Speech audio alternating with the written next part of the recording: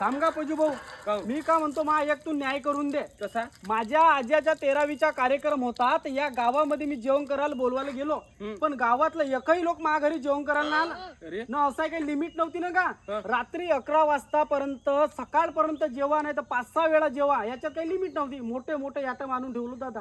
लोकायला काही वाटते का नाही वाटत, आलं नाही. 2-4 गंज माझ्या घरी भात वाचला. मग किती वाजेपासून जेवण होता? 11 वाजतापासून रात्री आणि बोलवायला केव्हा गेला? 10:30 वाजता गेलो रात्री. तुझा आजा होता का तेवढ्या डावरी उपासी? लोकांच्या का कवाडा आपटायला गेलता 10:30 वाजे तू? अबे तुला जेवण देवाचाच होता तर 6 वाजेपासून 10 वाजेवरी देवाला पाहिजे. 5 वाजे जेवण करायला बोलवायला जायला पाहिजे. लोक नसता आलं का कायला भातभाजी वाचला असता? अगं पण तसा नसे ना का, आमच्या घरचे रिश्तेदार 6 ते 10 वाजतापर्यंत जेवण करत होतं ना. जरी ह्या गावातल्या लोकांना जेवण करायला बोलावलं असतो तर चेंगळा चेंगळी नसती झाली. म्हणून मी आरामात गावातल्या लोकांना 11 वाजता जेवण करायला बोलावलं आणि हे 15 वाजता आरामात जेवलं ना, मस्त झोपून गेलं. दादा त्याला येवायला नाही पाहिजे का?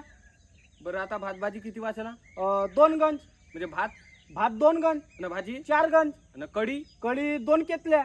असा कर, आता तो रोजे गरम करावचा आणि 2 महिने खात जावाचा. तुम्हीच खाऊन टाका, ठीक आहे? आणि याच्या बाद कधी कार्यक्रम करतील ना तर गावातल्या लोकांना बोलवજો नको, येत नाही हो. आणि खास करून मला तर अजिबात नको बोलवतो, ठीक आहे? मी तर अजिबात नाही.